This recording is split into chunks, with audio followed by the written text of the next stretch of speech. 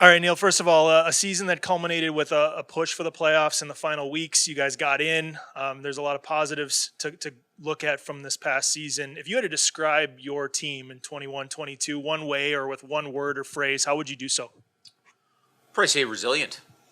We're a resilient group. If you look at our season as a whole, you look at some of the games broken down. I thought we were a team that stayed in the fight, whether it was a 60-minute fight in that particular night or if it was the full season. I thought our guys did a nice job being resilient.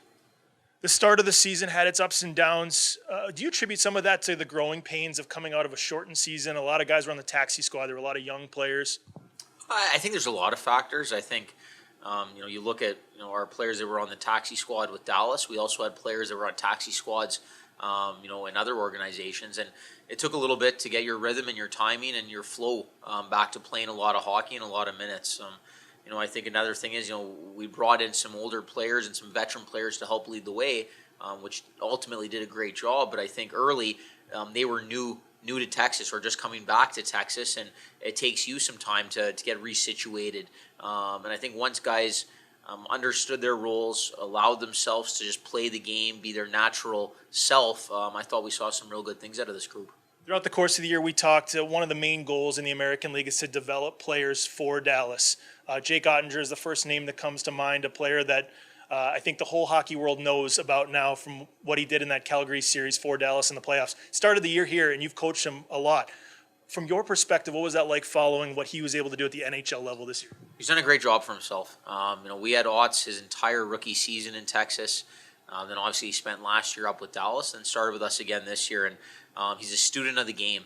And I think that's what you appreciate about Otts is, his work ethic in terms of his on-ice performance, but also what he does away from the game, how he handles himself as a pro. And it's easy to forget he's just a young man, and he's just coming off his entry-level deal. So he's done a great job, and you look forward to seeing what he can do in the future. From there, the goaltender position, kind of a carousel a little bit at times with a Colton Point and an Adam Scheel and a Matt Jarusik and a couple of veterans and Ben Bishop and Anton Hudobin came down. At the end of the year, Matt Murray signs and obviously did some great things in the final weeks. How do you feel the progression of some of those young goalies came along? Because they were thrown into the fire there when Ottinger went up. Yeah, and I don't think you expect to see that many different goalies starting for you in a season, but that's a part of the level and a part of the league. And when you're in a developmental model, you have to be ready for anything. And you made note of Bish and Dobie coming down as well. That was a unique experience for our group as well. And I think once we got going in the final 46 games, I thought there was some consistency between Juice and Sheely. We knew what to expect on most nights. And then obviously when Matt came in, he did a great job. He came fresh out of school. Sheely even went up a couple times and stayed up during the playoffs, and it was very impressive to see what Matt did as a younger or as a first-year pro coming in under those heightened circumstances. He was calm, he was comfortable, and he did a nice job. The defensive core, you have a veteran like Alex Petrovic who's been around a long time, has played a lot of NHL and AHL games, and you've got a lot of undrafted players or late-round picks, diamonds in the rough, if you will. How much do you see progression from that group as a whole from day one this past season to the end of the year? They took a lot of strides, and I think we lost Borgman early, who's another veteran player. He went back overseas. Thomas Harley, he was here for maybe 26, 27 games, and then he went up to Dallas and stayed in Dallas. And that's awesome. That's what you want to see. You want to help guys get to the next level, and then you get more excited for them when you see them stay. The rest of our group, I thought, really found some rhythm once they were able to go every night. And there was some small injuries, some tweaks, and then some lineup changes here and there. But I think when you look at the bulk of the group, there was some consistency. We went through some growing pains as guys' minutes started to elevate more than they were previously playing. There were some growing pains involved, and then I think once they felt comfortable, felt the confidence, from the staff. Understood their D assignments quite well. We saw some excellent growth on the back end, and we saw guys, really elevate their stature within our team and the organization, and that's what it's all about, is developing and getting better. Scoring goals was never an issue with this team. The depth of the forward group was strong from the get-go, and I think it showed with how many guys got an opportunity in Dallas this year. Jacob Peterson, Riley Damiani, Riley Tufte, Ty Delandria, Rhett Gardner, Freddie Karlstrom at the end of the year. What can you say about the group as a whole and what the future looks like from that position, the forward group? Well, I think the future's bright, and I think you talk about the organization. They have some pretty exciting players in junior as well. So I think the future's bright for the organization. I think when you talk about the guys here in Texas, like you said, we were able to put some pucks in the net, and I think we were just over 3 goals on a nightly basis. And to be honest, we wanted probably even a little more than that. But we saw depth throughout our forward group. We were able to juggle some line combinations. We were able to try guys in different areas, and I think that's important too. Is to challenge guys and push guys from a center to a wing and vice versa. And at the end of the day, it's about getting guys to Dallas. You need to be versatile, and when a call-up opportunity happens, the more versatile, the more areas that you can potentially play in or help a team. You're giving yourself a better option to stick with the big club, and I think you saw a lot of growth in those players, and I think the future's bright. How important was it from your perspective of having a close-knit group in the locker room? It seemed like this year's team, there was a lot of cohesiveness. Yeah, I think that's a part of your culture, and I think that's something that has to organically happen. You can do all your team builders, you can structure your day in a certain way, but I think ultimately it's something that happens organically, and I think if there's consistency in what you guys are trying to do as a group, a lot of that stuff seems to sort out, and I think we had a lot of high-character guys in that room. Even during the early first 26 games when I thought we lacked an identity on the ice, that adversity made us stronger in the long run. And, we played very meaningful hockey the final 46 games to even get into playoffs. And I think a big part of that was the guys coming together, recognizing the team goal. And the more success we had as a team, you saw some of that individual success starting to happen as well, and guys starting to get some opportunities. So it was special to see those guys bond. I think it's important that we recognize some of that stuff earlier next year, and now hopefully getting some guys back on board and getting some guys back in that room, it'll be easier to have that cohesiveness earlier in the season. You and Travis Morin and Patrick Dolan have worked together for a few years now. This was the first year with Max Fortunis and Ryan Daniels added to the coaching staff. What was the addition of those two? What did that mean to the group as a whole? I think it was excellent. I think we were able to put Mo back in his more natural position. He did an excellent job. We've worked together for 3 years, and prior he was with the defense and the penalty kill, and to get him up around forwards, working with the power play, areas that he excelled in as a player, I think is even more natural fit. And then I think Max did an excellent job as a first-year coach. He played hockey last year. It's easy to forget about. He was playing overseas and recently retired, and he did an excellent job in his first year. And you saw steady progression in his coaching style. And I think playing in Texas and having that familiarity with the organization, winning a Calder Cup as the captain, he offered a lot to that back end. And then working with the PK, did a really good job back there. Ryan Daniels, we went all last season without a goalie coach, just the way it was. It was a shortened year, it was a pandemic year. To get him in here, he fit in great with the staff.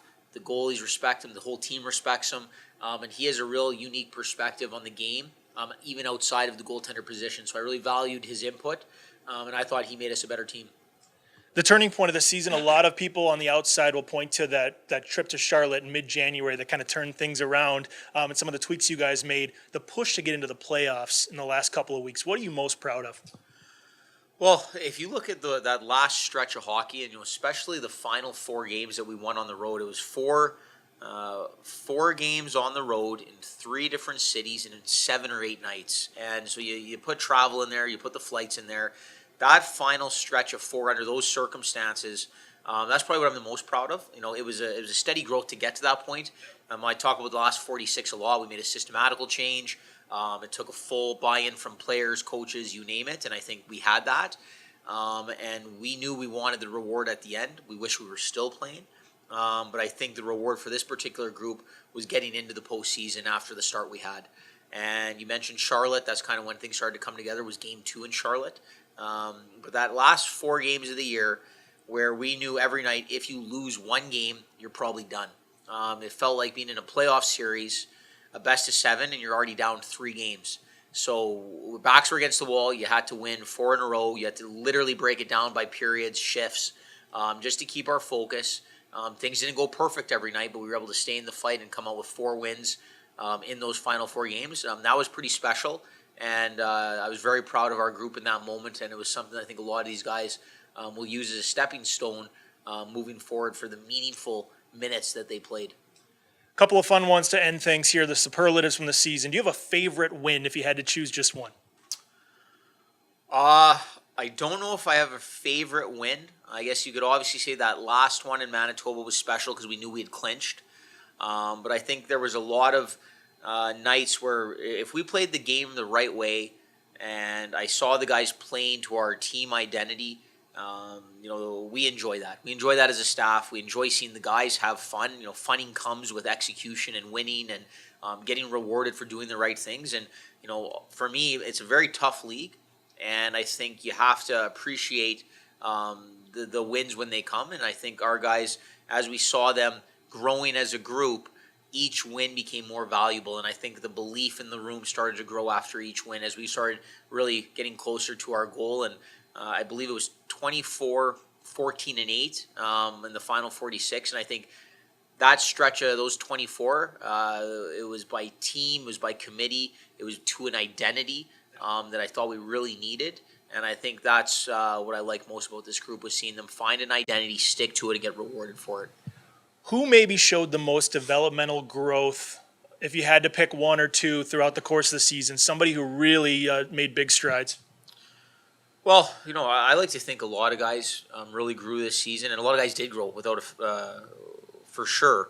If I had to pick one, I think you could probably say Ty Dellandrea. He was a player that spent the year prior in the taxi squad. He played about 25 games in the NHL, but probably some spread out moments in between. When he first came down, there was some rust in his game. He's always going to give you his best effort. He's going to be trying to execute structurally to the best of his ability what you ask. But I felt like there was probably some offense that needed to be unlocked in his game, and I think it didn't come for him right away. But he stayed in it. He was very receptive to coaching and constructive criticism. He was very receptive to learning from some of the veterans on our team.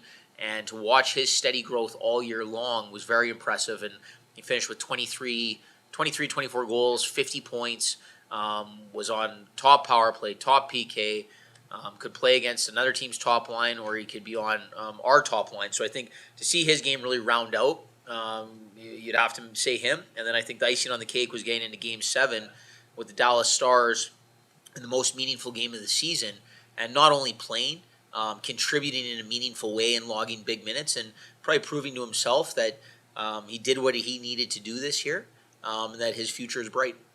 If you had to pick an unsung hero, somebody that doesn't always show up on the score sheet, but the value was incredible for this team. You know what? We probably had a handful of those guys as well, to be quite honest. If I had to pick one, I'd probably say Rhett Gardner.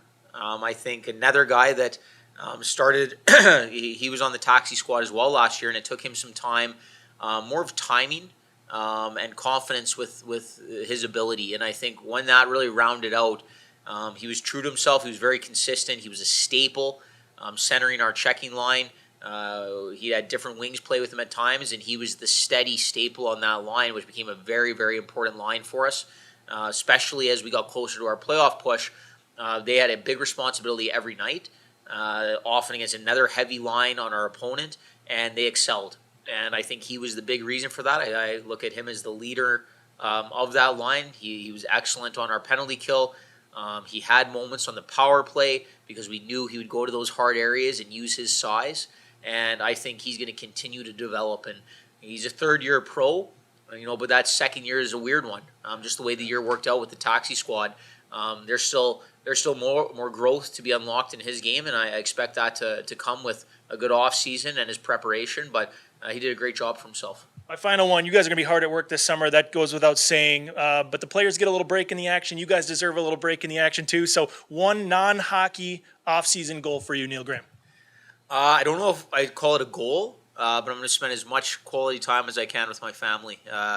They obviously support you a lot through a long season, and to now have that time to do a few things, a few vacations.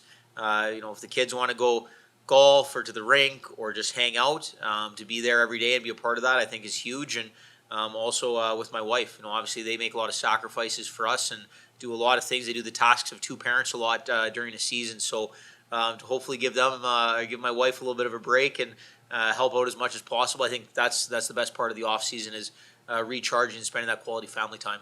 Thanks for the time. Appreciate this. Thank you.